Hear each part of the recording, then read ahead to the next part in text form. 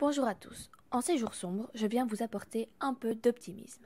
Car non, tout n'est pas que Covid, tout n'est pas que 2 défaites France-Belgique, alors que même la Suisse les a battus en Coupe du Monde. Et que oui, peut-être on va tous mourir bientôt, mais pas aujourd'hui, ni demain. Pourquoi ?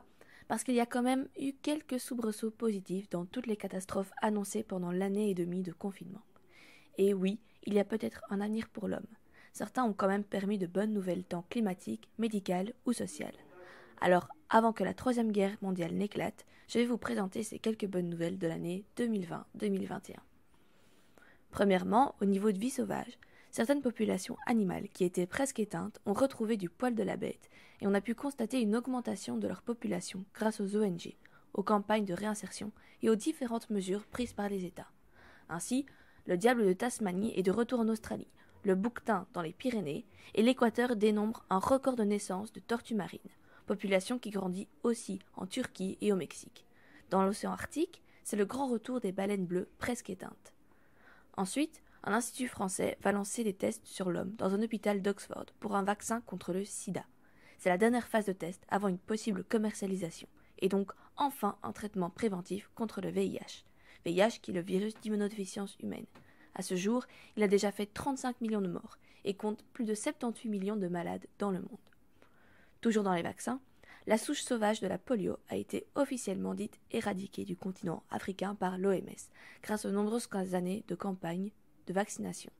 Et on ne peut pas oublier ce fameux vaccin contre le Covid-19, nous permettant un retour presque à la normale.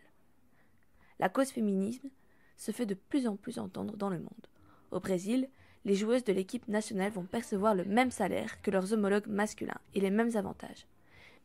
Mais aussi, d'abord en Écosse, puis sur l'ensemble du territoire britannique, et enfin même en Nouvelle-Zélande, les protections féminines deviennent gratuites et sont distribuées dans les écoles, les universités et les différents centres de planning familial, afin de lutter contre la précarité menstruelle.